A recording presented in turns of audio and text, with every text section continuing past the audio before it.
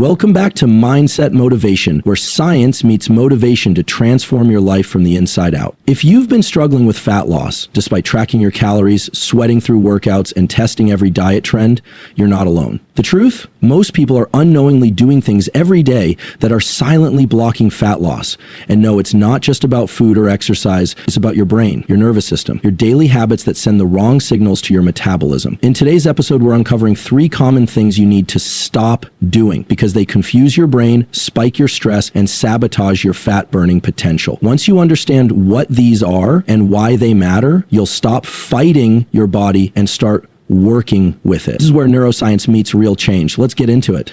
So let's start with one of the most overlooked and underestimated factors when it comes to fat loss: sleep. Now, I know a lot of people want to jump straight into diet plans, supplements, or fat-burning workouts, but if your sleep is off, all of that gets severely compromised. It's not just about being tired the next day or feeling low energy. Sleep, or the lack of it, directly alters the hormonal and metabolic environment in your body in ways that actively block fat loss. Yes, block it. Here's what's happening. When you don't get enough quality sleep, meaning both the duration and the depth are impaired, your body enters a kind of internal chaos. Your cortisol levels begin to rise. Now, cortisol is a stress hormone. We need it in the right amounts and at the right time of day. It helps us wake up, stay alert, respond to stress. But if it's elevated throughout the day, particularly from sleep deprivation, it starts telling your body to hold on to fat, especially visceral fat, the kind that wraps around your organs and creates inflammation. Why? Because the body interprets poor sleep as a threat and holding on to energy. Storing fat is a primitive survival response to that threat. Now, cortisol isn't acting alone. Sleep deprivation also throws off your ghrelin and leptin levels. Think of ghrelin as the go-eat hormone. When you don't sleep well, urine levels spike. You start craving sugar, refined carbs, and calorie-dense foods. At the same time, leptin, the hormone that tells you you're full, drops. So what happens? You feel hungry even when your body doesn't need fuel. You keep eating, and fat loss gets further and further away.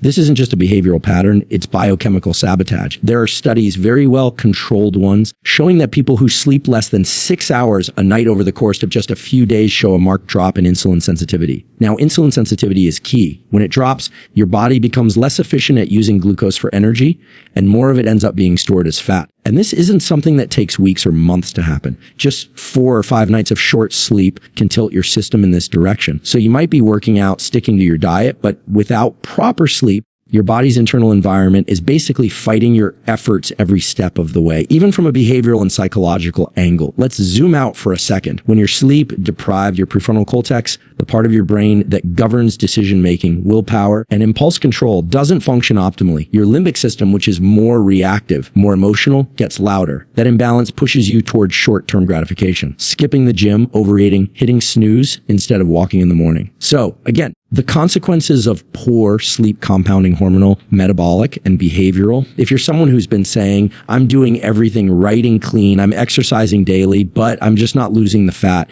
you need to look at your sleep, not just as a recovery mechanism, but as a primary fat loss tool, because it is. Fat burning isn't something that happens in the gym. It happens in the 23 hours outside the gym. And during sleep, especially deep sleep, your body ramps up growth hormone production. This hormone plays a major role in fat oxidation. It tells your body to use fat for fuel. So if you're shortchanging sleep, you're shutting off one of your most powerful natural fat loss pathways. Let's make this practical. There are a few non-negotiables when it comes to optimizing sleep. The first is light, specifically getting bright light in your eyes early in the day. Morning sunlight anchors your circadian rhythm, your internal clock. When your clock is synced, your body knows when to produce melatonin at night, and that leads to deeper, more restorative sleep. Avoid bright artificial lights and screens within 90 minutes of bed. Even low levels of light can suppress melatonin, and that small delay can push your sleep cycle off by hours over time. Second, keep your sleeping environment cool, ideally between 60 and 67 degrees Fahrenheit. Your body needs to drop in core temperature to initiate and maintain deep sleep. If your room is too warm, your sleep will be shallow, fragmented, and less effective. That fragmentation has the same hormonal impact as sleep deprivation. Third, limit caffeine. Now, caffeine has a half-life about 5 to 6 hours, but for many people, the tail end of it lasts much longer. If you're drinking coffee pre-workouts in the afternoon or evening, it's not just about whether you fall asleep. It's about whether you drop into deep sleep. Caffeine blocks adenosine, the molecule that builds up in your brain to make you feel sleepy. So you might think you're fine because you fell asleep, but you never reached the slow wave stages of sleep that are responsible for hormone regulation and fat burning. Fourth, create consistency. Go to bed and wake up at the same time every day, even on weekends. Sleep isn't just about duration. It's about regularity. Your body has an internal timer that expects certain patterns. Every time you shift your sleep window, you're inducing a form of jet lag, and your metabolism doesn't like jet lag. Now, here's where this gets even more interesting. Let's say you're dieting, creating a calorie deficit, and you're getting 5 hours of sleep versus someone getting 8 hours. The person getting 8 hours of sleep will lose significantly more fat and preserve more muscle, even if the calories and workouts are identical. Why? Because sleep influences how your body partitions energy. With more sleep, your body is more likely to burn fat and preserve lean mass. With less sleep, you lose more muscle and hold on to more fat. That should be the wake-up call, no pun intended. People often ask, Meg, what's the one thing they can do to get leaner, to perform better, to feel more motivated? It's this: protect your sleep like your life depends on it, because in a very real way, your metabolic life does. Every major system in your body relies on the circadian rhythm to function optimally, and sleep is the gatekeeper to that rhythm. Even if you're not trying to lose weight, even if fat loss isn't your current goal, poor sleep still disrupts your body in ways that eventually lead to fat gain. So whether your target is performance, body composition, mental clarity, or mood, sleep is foundational. It's not about perfection. It's about patterns. If you're traveling or have young kids or work night shifts, you don't have to hit perfect sleep every night. But you do have to honor the principle: sleep is not a luxury. It's a requirement for fat loss. And every decision you make in the day, when you train, when you look at screens, either sets you up for restorative sleep or sets you back. So if you've been doing all the right things, training hard, watching your macros, fasting, even getting sunlight, and you're still stuck, stop ignoring your sleep, because it's not just slowing your progress, it's blocking it. Make sleep the baseline, not the afterthought. That's the shift that unlocks real, lasting change. Stop giving fat loss 80% effort with sleep sabotaging the other 20. Let your biology work with you, not against you. When people set out to lose fat, the first instinct for a lot of them is to go all in on cardio. And I get it. We're told for years that running, cycling, sweating for an hour on the elliptical, that's how you burn calories. That's how you burn fat. You step on the treadmill, burn 400 calories, and you feel like you've done the work. But here's the thing. If your fat loss strategy is built entirely around cardio and you're neglecting resistance training, you're missing a critical part of the physiological picture. In fact, you may be making it harder for your body to lose fat over time. Let's unpack what's going on underneath the surface. Fat loss isn't just about burning calories in the moment. It's about creating a system inside your body that prioritizes fat as a fuel source and preserves or builds lean tissue. When you rely only on cardio, particularly steady state cardio, you're sending a very specific signal to your body: be more efficient, burn less energy, and don't worry about keeping muscle. That may sound counterintuitive. Isn't being more efficient a good thing? Not always. Not when it comes to burning fat. Because efficiency in this case means your body starts adapting by using fewer calories to do the same amount of work. So that 400 calorie run you did 3 weeks ago, your body's now doing it with 350, then 300, and then less. This is called adaptive thermogenesis. Your metabolism adapts downward. Over time, cardio without strength training leads to diminishing returns. And if you're also cutting calories, your body starts to look for ways to preserve energy by breaking down muscle tissue, not fat. Muscle tissue is metabolically expensive. It takes more energy to maintain. So your body will happily let go of it if it doesn't see a reason to keep it around. If you're not lifting, not putting mechanical load on your muscles, your body isn't being told, hey, we need this tissue. It says, let it go. The result: you lose weight, yes, but you don't lose fat, or at least not as much as you could. What you're really losing is a mix of muscle and water, and your fat-burning machinery. Your metabolism gets weaker. Now contrast that with resistance training. When you lift weights, when you create tension in the muscles through load, you're signaling your body to adapt in a completely different way. You're telling it, we need this tissue. Don't burn it. In fact, reinforce it. Resistance training activates pathways like mTOR, which drive protein synthesis. That, in turn, supports muscle maintenance and growth, even when you're in a caloric deficit. And that's the magic right there. Preserving muscle while losing fat. That's how you reshape your body. That's how you get lean, not just light. What's more, building muscle through resistance training increases your resting metabolic rate. Muscle burns more energy at rest than fat. Now, the actual difference per pound isn't massive, maybe 6 to 10 calories per pound per day, but across your entire muscle mass, it adds up. And more importantly, muscle makes your body more metabolically flexible, becomes better at switching between fuel sources, better at using glucose when needed and fat when appropriate. So what happens when you combine strength training with proper nutrition? And yes, some cardio. Now you're operating on all cylinders. You've got a body that's torching fat, preserving lean mass, and staying hormonally balanced. That's the goal. But to get there, you have to stop thinking of cardio as the sole tool in your fat loss toolbox.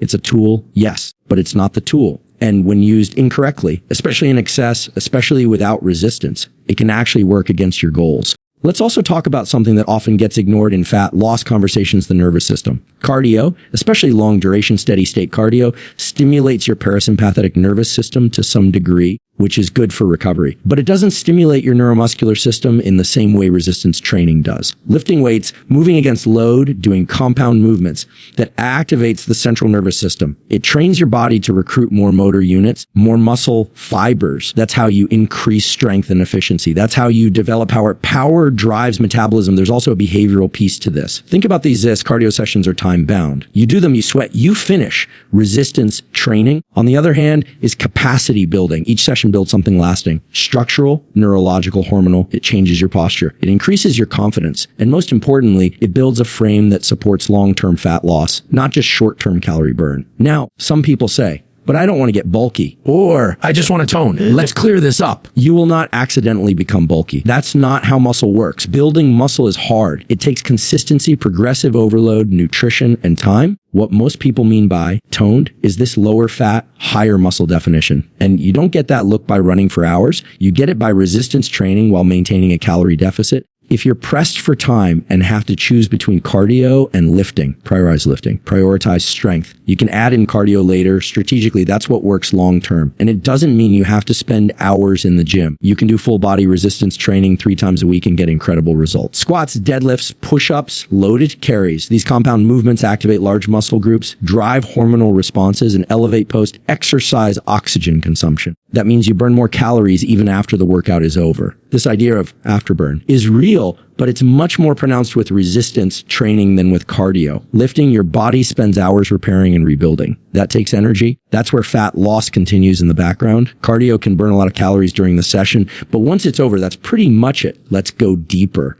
Resistance training also improves insulin sensitivity, one of the key markers of metabolic health. Better insulin sensitivity means your body can use carbs for fuel more efficiently, store less fat, and maintain more stable energy levels. And when you train consistently, your muscles become glucose reservoirs. That means when you eat carbs, they're more likely to be stored as glycogen in muscle rather than fat in adipose tissue. All of this together makes resistance training not just a workout strategy, but a metabolic reset button. You're shifting your body from a reactive fat storing mode to a proactive fat burning one. You're not just managing calories. You're managing how your body uses those calories. That's a huge distinction. And look, cardio has its place. Zone 2 cardio, for instance, steady state at a low intensity, has incredible benefits for mitochondrial health and overall endurance. High intensity interval training can spike growth hormone and burn a lot of energy in short bursts, but none of it replaces the hormonal, neurological, and structural benefits of resistance training. None of it sends the same powerful, preserve lean tissue signal that lifting does. You want your body to feel strong. You want your bones to be dense. You want your posture to be upright.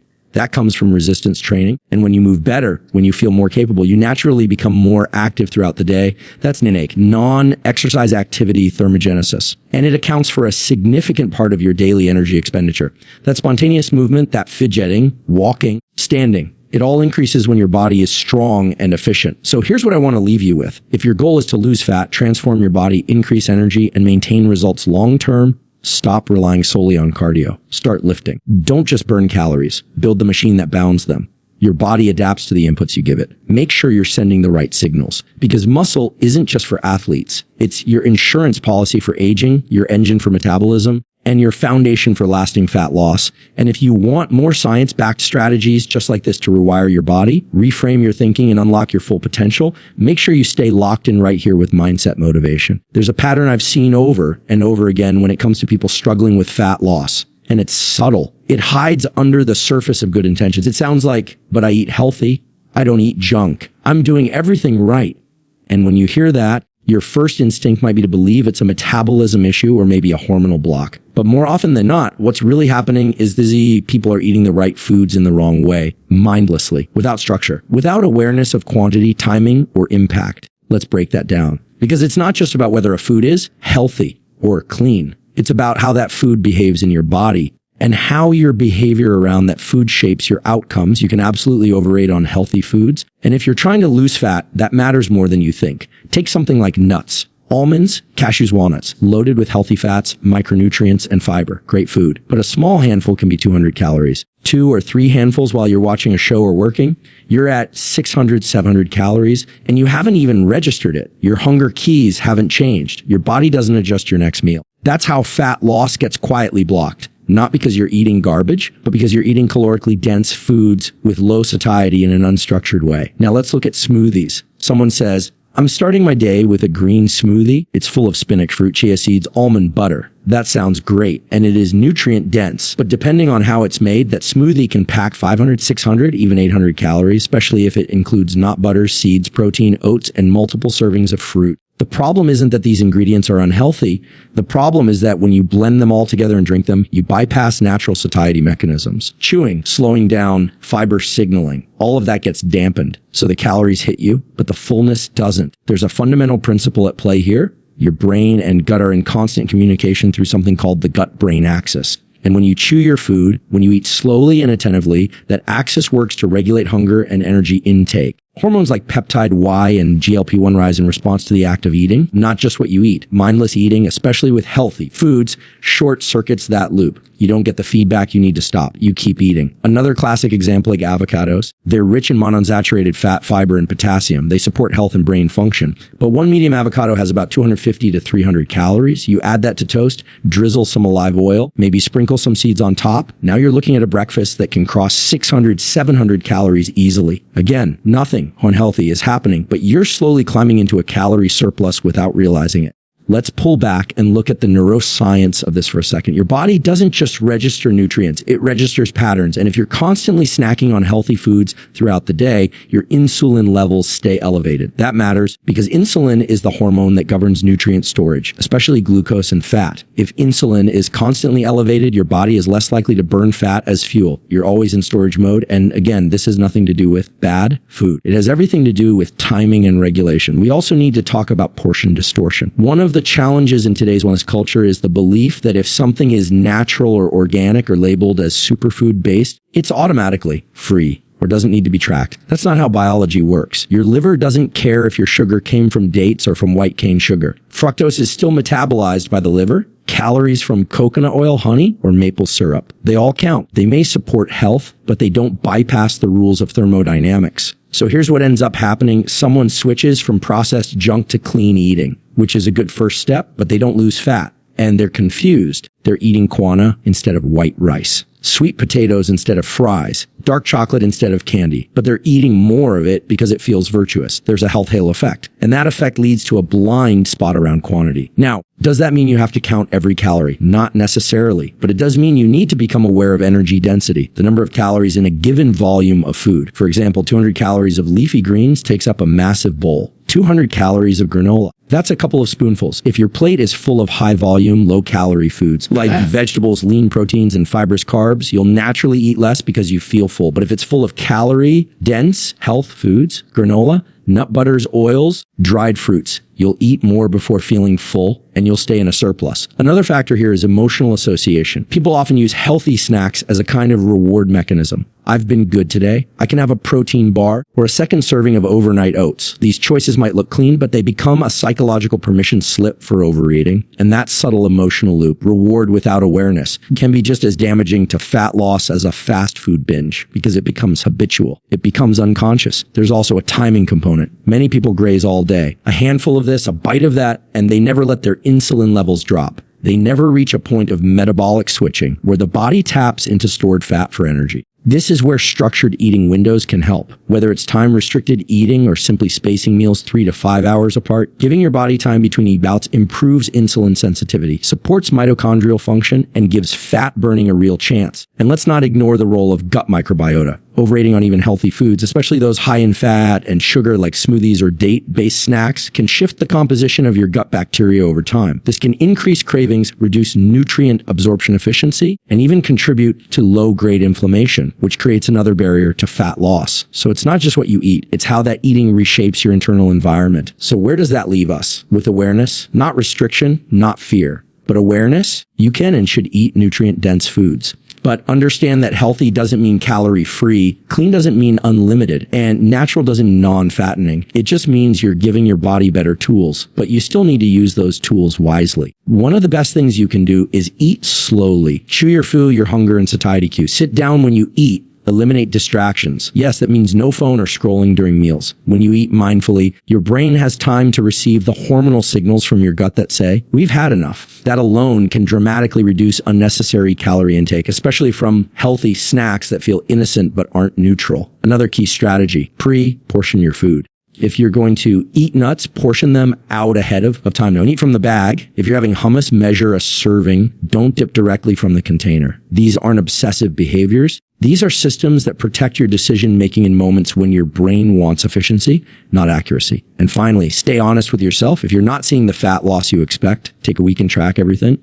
No judgment, no guilt, just observation. See where the extra calories might be coming from. See where the healthy foods are creeping in without limits. Once you see the pattern, you can fix it. Because fat loss doesn't come from perfect food choices. It comes from consistent, conscious patterns, from aligning your biology with your behavior, and from removing the blind spots, even the ones wrapped in green labels and organic promises. Remember, this healthy food is powerful, but it's not magic. You still need structure. You still need self-awareness. You still need systems that support the outcome you want, not just the image of health, but the reality of change. And if you're committed to cutting through the noise and truly understanding how your brain and body work together to create fat loss, energy, and long-term performance, keep tuning into Mindset Motivation, where we don't just guess, we go deep. Because the body doesn't just respond to healthy food. It responds to how you engage with it. When it comes to fat loss, most people fixate on what they eat and how they train, and those things matter, no question. But what I want to suggest here is something that might feel less obvious, yet is absolutely foundational. You can eat clean, train hard, and still struggle to lose fat if your sleep is inconsistent and your circadian rhythm is misaligned. Fat loss doesn't just happen in the gym or the kitchen. It happens in your brain, in your endocrine system, and especially in the timing and quality of your sleep. Sleep is not just rest. It is an active, regulated state during which your body performs critical metabolic, hormonal, and cognitive functions. And when your sleep is disrupted, everything else downstream, hunger cues, insulin sensitivity, energy expenditure, even your desire to move begins to malfunction. It's not just about duration either, it's about rhythm, and more specifically circadian rhythm. The human body runs on a roughly 24-hour biological clock. This clock governs everything from hormone release to cell regeneration to fat metabolism. And it's regulated by light, more specifically by the timing, intensity, and spectrum of light hitting the retina and signaling the brain's master clock, located in the suprachiasmatic nucleus of the hypothalamus. That signal cascades into the rest of the body, synchronizing the liver, the pancreas, fat cells, even muscle tissue. So what happens when you stay up late, stare at bright screens, and sleep in on weekends? You shift your internal clocks out of alignment. And here's what that does to fat loss. It disrupts your insulin sensitivity, increases cortisol, lowers leptin, the hormone that tells you you're full, and increases ghrelin, the hormone that tells you you're hungry. That single pattern, poor sleep hygiene, makes you crave more food, especially high-carb, high-fat foods, while simultaneously impairing your body's ability to burn fat. This is not just correlation, it's causal. In studies where people sleep only 5 to 6 hours per night, consistently, researchers observe increased visceral fat accumulation. That's fat around the organs, the dangerous kind. Why? Because sleep deprivation reduces your body's ability to regulate glucose, process dietary fat efficiently, and maintain proper cortisol cycling. When cortisol, your primary stress hormone, stays elevated, it encourages fat storage, especially around the midsection. Now, think about this from a behavioral perspective. When you're sleep deprived, your prefrontal cortex, the part of the brain involved in self-regulation and decision-making, becomes less active. The limbic system, particularly the amygdala, becomes more reactive. So not only your hunger hormones dysregulated, but your ability to make rational decisions about food and movement is compromised. That's why when you're tired, you're more likely to skip workouts, more likely to snack late at night, and more likely to eat emotionally. Even one night of poor sleep can change your metabolic profile the next day. It's that fast. You become less insulin sensitive, more inflamed, and more prone to storing energy rather than using it. Chronic circadian misalignment, which happens when your sleep-wake times are irregular, compounds this effect. You may not feel it right away, but over weeks and months, it slowly shifts your metabolic baseline toward fat storage and away from fat utilization. Now let's go even deeper. There's something called brown adipose tissue or brown fat. This type of fat actually burns energy to produce heat. It's thermogenic. It's highly metabolically active. And it turns out brown fat function is regulated by circadian rhythms. When your sleep is regular and your light exposure aligns with natural day-night cycles, brown fat becomes more active, increasing energy expenditure. But when circadian rhythms are disrupted, brown fat becomes dormant. You burn less energy at rest. Another invisible hit to your fat loss progress. Melatonin is another major player. Most people think of melatonin as a sleep supplement, but it's actually a hormone your brain naturally produces in response to darkness. It's not just a sleep initiator. It's a signal to the entire body that it's nighttime. Melatonin influences insulin release, mitochondrial activity, and immune function. When you expose yourself to artificial light late into the night, especially blue light from screens, you suppress melatonin production. That delays sleep onset and also blunts the metabolic processes that should be happening during the night. You can think of sleep as a hormonal symphony. Growth hormone pulses during deep sleep, especially in the early part of the night, and that hormone is crucial for fat oxidation, muscle repair, and maintaining a healthy metabolic rate. If you go to bed too late or if your sleep is fragmented, you miss that growth hormone surge. You're not recovering properly. Your metabolism suffers. Now combine all of this: hormonal shifts, cognitive decline, emotional instability, decreased motivation to move, and you have a perfect storm. Not only are you not burning fat, you're primed to gain it. And all of this can be happening even if you're eating relatively clean and working out several times a week. If sleep is inconsistent, your physiology isn't aligned to support fat loss. Let's not forget about inflammation. Chronic sleep disruption increases levels of inflammatory markers like C-reactive protein and interleukin-6. Inflammation interferes with insulin signaling and increases the likelihood of fat accumulation. It also affects the gut microbiome, which plays a role in regulating energy extraction from food. A disrupted microbiome can lead to increased fat storage, impaired nutrient absorption, and even higher cravings for hyperpalatable foods. And here's something subtle but important: sleep timing matters more than most people realize. There's something called sleep regularity. Not just how much you sleep, but how consistent your sleep and wake times are. Research shows that people who get the same number of hours of sleep but on irregular schedules have worse metabolic outcomes than those with fixed sleep-wake patterns. Even shifting your bedtime by 90 minutes across different days can increase your risk of metabolic dysfunction. So how do we fix this? How do we bring the circadian system back into alignment so fat loss becomes easier, not harder? It starts in the morning, not at night. The most powerful signal to reset your circadian clock is bright, natural light early in the day. As soon as possible after waking, go outside, get sunlight in your eyes, not through glass, not through sunglasses,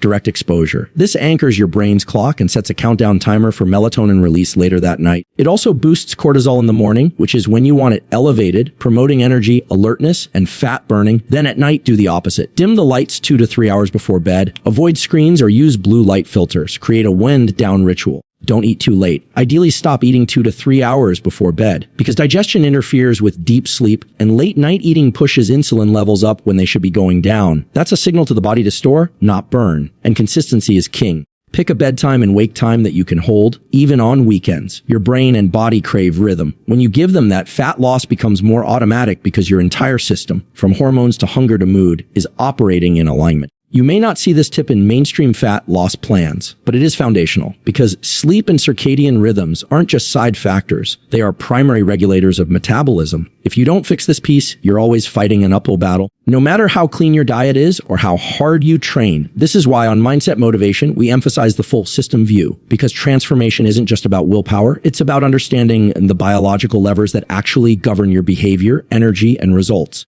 When you sleep right, consistently aligned with light with minimal disruption, you unlock a different version of your physiology. You make fat loss easier, hunger more manageable, training more productive, and energy more stable. So don't overlook it, prioritize it, structure it, protect it. Because the most powerful fat loss protocol in the world won't work if your sleep is working against you. Fix your sleep, reset your rhythm, and everything else begins to fall into place.